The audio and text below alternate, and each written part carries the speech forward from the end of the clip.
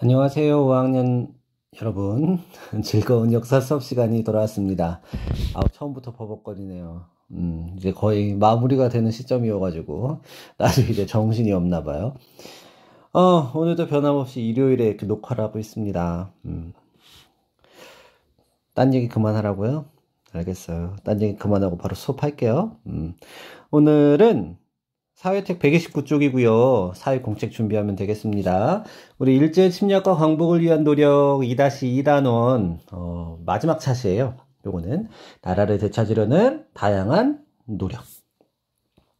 자, 언제나 그랬듯이 사회공책 꺼내시고요.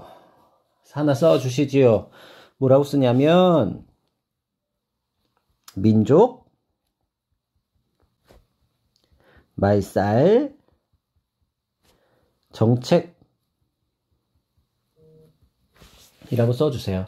자, 민족 말살 정책이 뭐냐면 3.1운동 이후에 일본이 우리나라를 대하는 태도가 조금 바뀌는데, 그 전까지만 해도 총과 칼로 제압을 하려고 했다가 이제는 아예 민족성 자체를 없애서 너무나도 자연스럽게 조선인들이 일본에 편입될 수 있도록, 즉 내가 조선인이라고 생각하지도 못할 정도로 아주 자연스럽게 일본화시키는 걸 민족 말살 정책이라고 하고요. 이게 1930년대부터 아주 본격적으로 이루어지기 시작합니다. 일장기 일본 하나 그려줍시다. 자, 민족 말살 정책을 추진했던 일본의 생각은 무엇이냐? 조선과 일본은 이제 하나가 될 운명이라는 거예요. 그러니까 더 이상 조선이라는 식민지로 존재하는 게 아니라 아예 조선과 일본을 하나로 만드는 작업을 하고 있는 거지. 아주 무서운 거지, 사실은. 그래서 이제부터 조선 민족은 없는 거예요.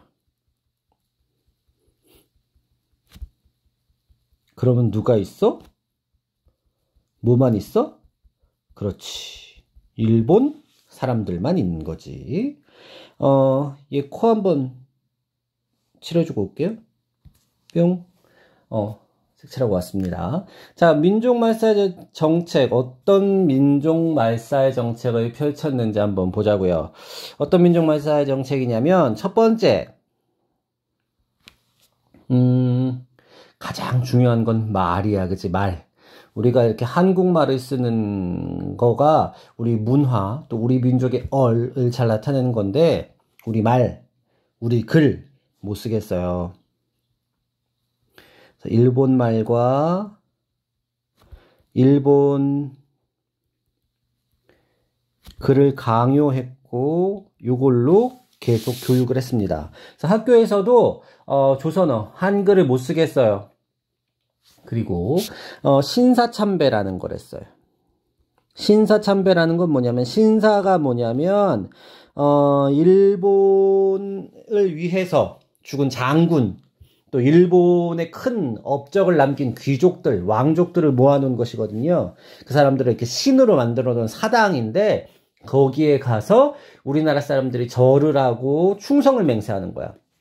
그러니까 이 신사참배는 어떻게 보면 조선을 침범했던 수많은 장군들, 귀족들, 그리고 우리나라를 괴롭혔던 많은 왕족들이 하나의 신처럼 모셔져 있는 곳인데, 거기에 우리나라 사람들이 가가지고 절을 하고 충성을 맹세하니까 굉장히 굴욕적인 상황인 거죠.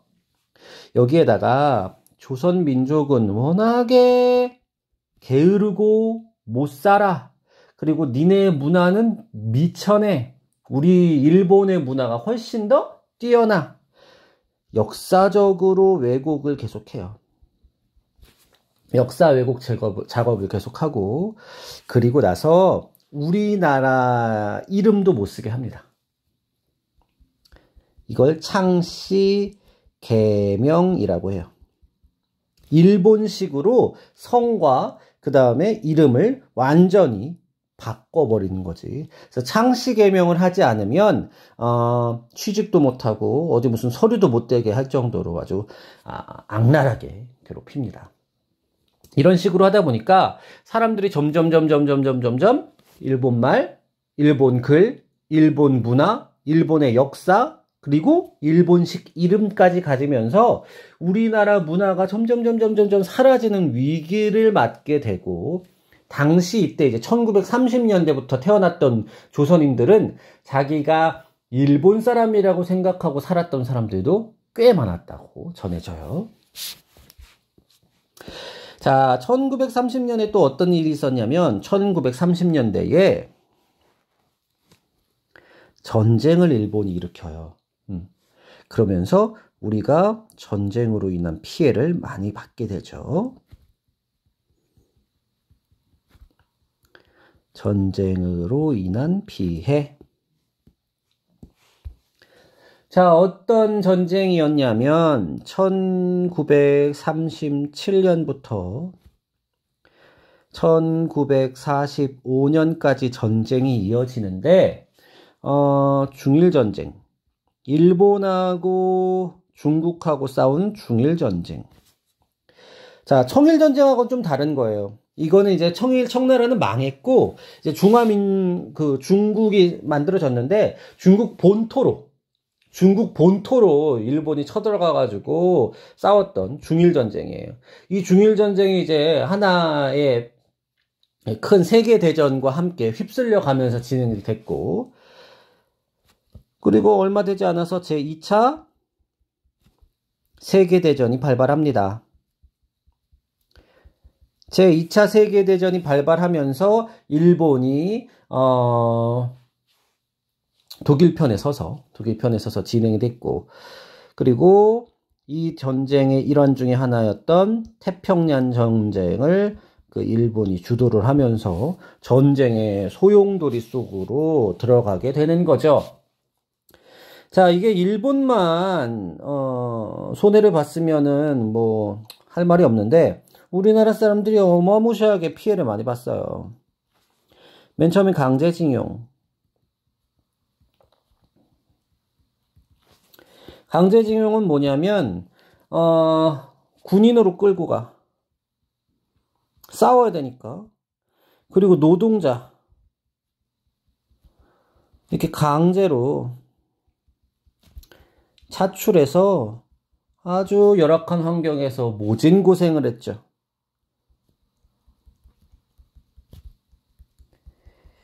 그 대표적인 유적지가 일본에 있는 군함도입니다. 군함도는 일본이 자랑하는 세계문화유산이 됐어요.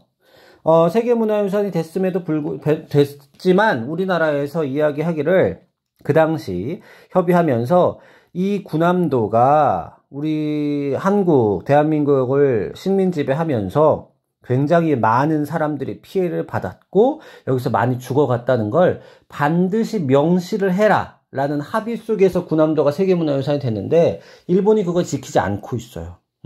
그래서 우리가 아직까지도 일본한테 항의를 하고 있는 상황이지. 이 군함도라는 자체가 일본의 건축 기술이라든지 그 다음에 당시 근대 문물의 극치로 또 그 근대 문물을 잘 보여주는 문화유산으로만 남아있는 게 아니라 이 속에서 수많은 노동자들이 죽어나갔고 그리고 인권을 유린당했다는 걸 반드시 명시를 해줘야 되는데 그거를 명시를 안 하다 보니까 세계적인 관광지가 됐음에도 불구하고 세계적으로 잘 이런 사실이 알려지지 않았다는 것에 우리가 굉장히 분노하고 있는 거죠. 자, 그 다음에 또 어떤 일이 있었냐. 여러분들 잘 알고 있을 겁니다. 일본군 위안부. 자, 일본군 위안부는 뭐냐면 꽃다운 소녀들이에요. 이 꽃다운 소녀들을 납치하기도 하고 혹은 속여서 데리고 가기도 하고 그래서 그 일본이 전쟁하는 곳에 이 소녀들을 막 집어넣고 방마다 집어넣고 그 다음에 일본 군인들의 성노예로 쓴 거야. 그래서 일본 군인들이 맨날 이 방문을 열고 들어와가지고 이 소녀들을 성폭행하고 성노예로 쓰고, 때때로 이 소녀들이 이제 성병에 걸리거나 임신을 하거나 이러면 그냥 그 자리에서 죽여버리기도 하고. 그래서 우리나라의 수많은 여성들이 그렇게 끌려 들어가가지고 저는 모진 고생을 했고, 지금 그 이후에 이제 살아남으신 분들이 일본군 위안부의 삶을 증언을 하면서 이게 국제적인 문제가 됐죠. 무자비한 성폭력과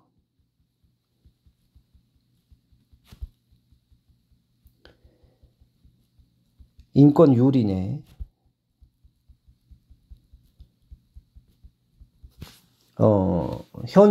현장에서 살아남으신 분들이 지금까지도 이제 증언을 하고 계시고, 이제 몇 분 안 남으셨어요. 많이 돌아가셨어요. 그죠?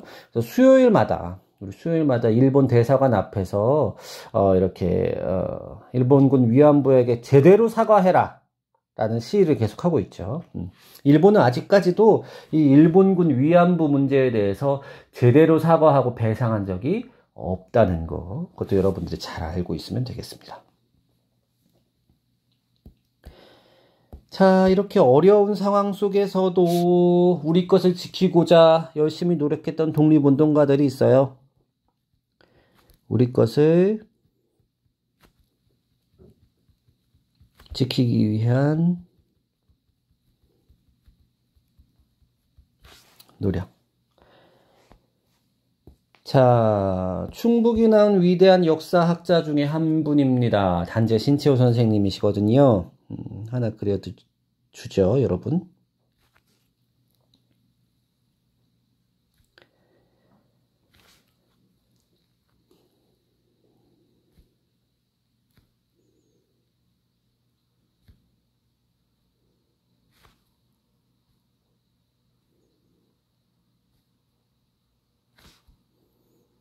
요렇게 그리면 되겠어요. 단재 신채호. 자, 이분은 어떤 노력을 하셨냐? 우리 역사를 연구하신 역사학자야.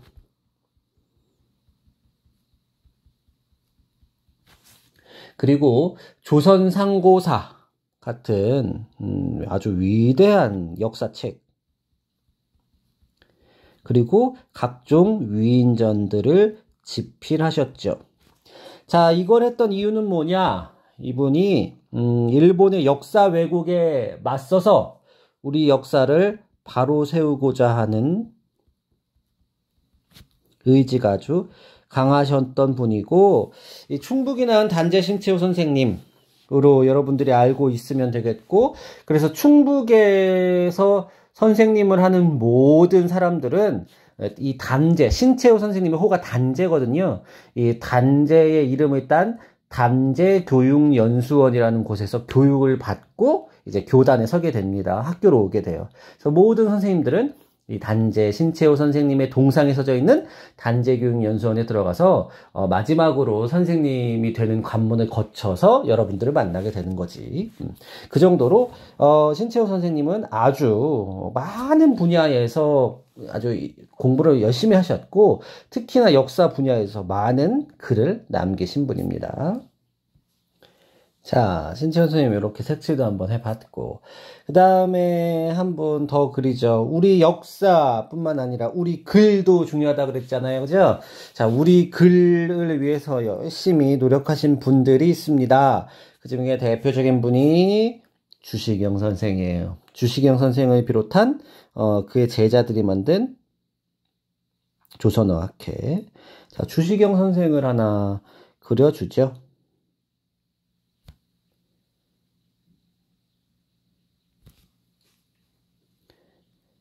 이분이 눈이 굉장히 크신 분인데 잘 그릴 수 있을까 몰라.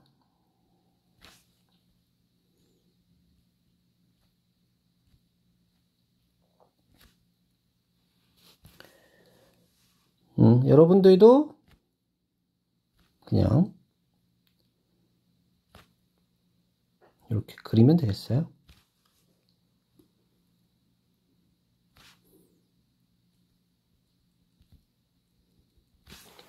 됐다. 주시경 자, 주시경 선생은 어떤 일을 했냐? 이분은 한글이라는 말을 처음 쓴 분이야. 세종대왕이 만든 훈민정음 있죠? 당시 훈민정음은 훈민정음 혹은 언문 이렇게 불렸는데 현대 한글이라는 말을 처음 쓰고 맞춤법도 처음 만드신 현대 한글의 아버지 같은 분이에요. 한글은 세종대왕이 창제하였으나 이 한글의 맞춤법부터 시작해서 기본적인 구조, 지금의 우리가 쓰고 있는 한글의 형태를 만든 건 주시경 선생이야. 근데 이 주시경 선생이 일찍 돌아가셨어요. 일찍 돌아가시고 난 뒤에 이 제자들이 뭘 만들었냐면 조선어 학회라는 걸 만들었습니다. 이 조선어 학회라는 걸 만들어가지고 한글, 우리 글, 우리 말을 보존하는 것들을 굉장히 열심히 노력을 했고, 또 대사전이라고 해서 사전도 만들고 하면서 한글 보급하고 또 사전 편찬하고, 그리고 몰래 우리 말, 우리 글도 가르치면서 일제의 민족 말살 정책에 아주 강력하게 대응을 했죠. 그래서 이분이 없었다면, 또 이분들의 제자가 없었다면, 이분의 제자들이 없었다면 우리가 우리 글, 우리 말을 지킬 수 있었을까 하는 생각이 들 정도로 현대 한글에 아주 큰 지대한 공헌을 하신 분 중에 한 분입니다. 자, 단재 신채호 선생이나 주시경 선생뿐만 아니라 여러 분의 그 문학가들 또 학자들이 많은 노력을 하셨어요. 교과서에는 몇몇 문인들이 잘 설명이 되어 있네요. 한 3분만 이렇게 동그라미 해가지고 써보죠. 한용운은 독립운동가이기도 하고 민족대표 33인이었고 또 훌륭한 문학가였고 승려였습니다. 중이었어요. 그리고 이육사 시인이고요. 우리가 잘 알고 있는 윤동주. 자, 이런 분들이 민족 정신을 담은 문학 작품들을 많이 발표했죠. 자, 민족 정신을 담은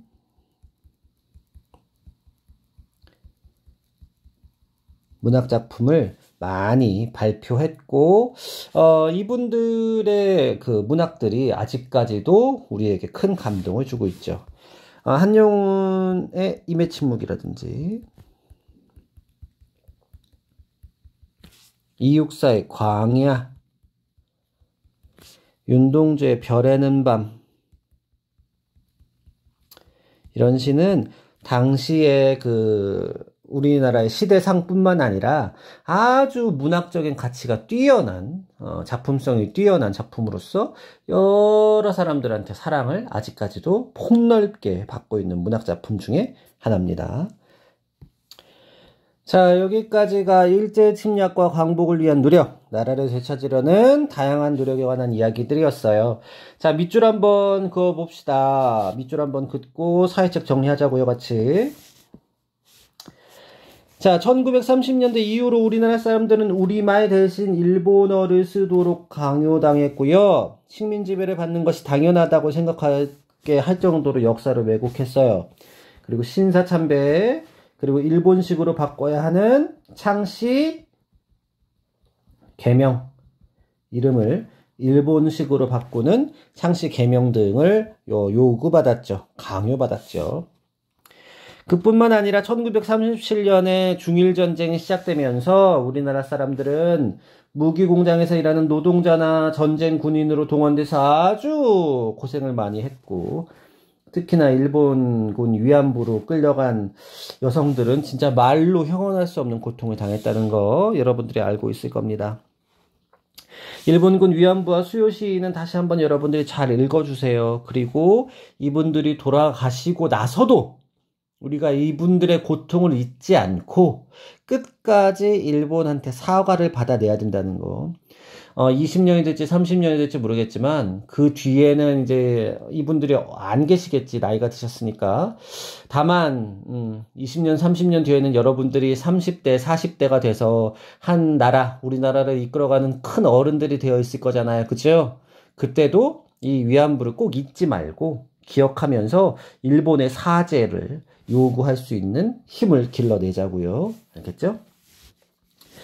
자, 일제가 강압적으로 식민 통치를 하는 도중에도 독립운동가들은 우리의 것을 지키고자 나라를 되찾기 위해서 다양한 노력을 기울였어요. 신채호 역사입니다. 그죠? 그 다음에 조선어학회, 주시경 선생의 제자들이 만든 조선어학회는 한글 보급과 사전 편찬 등을 했고, 그 다음에 한용운, 이육사, 윤동주 이런 사람들이 민족 정신을 작품에 담아내면서 우리나라의 민족 정신을 지키고자 노력을 했습니다. 이육사라는 이름의 비밀은 여러분들이 한번 읽어보세요. 요거는 이분이 원래는 이원록이라는 분인데 감옥으로 들어가가지고 감옥 번호를 받아요. 264번 뭐 이렇게. 그래서 264. 내가 민족의 아픔 속에서 이렇게 감옥에 들어왔는데 264가 꼭 민족의 아픔이 대변하는 것 같구나.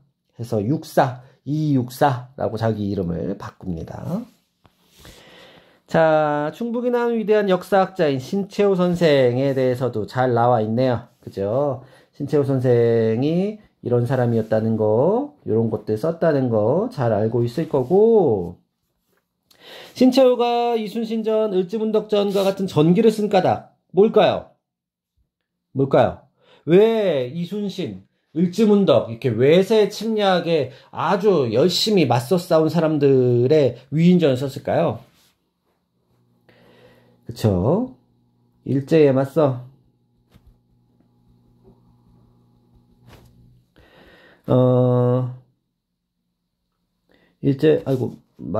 맞서란다. 일제에 맞서, 싸우고, 우리 민족의 기상을 드높이기 위해서죠. 우리나라의 수많은 영웅들이 예전부터 외세 침략에 이렇게 강력하게 맞서 싸웠으니까 우리도 일제에 맞서서 당당히 싸우고 우리 민족의 기상을 드높입시다. 그래서 마지막엔 꼭 독립합시다. 이런 의미로 이순신전과 을지문덕전과 같은 전기를 쓴 거고요.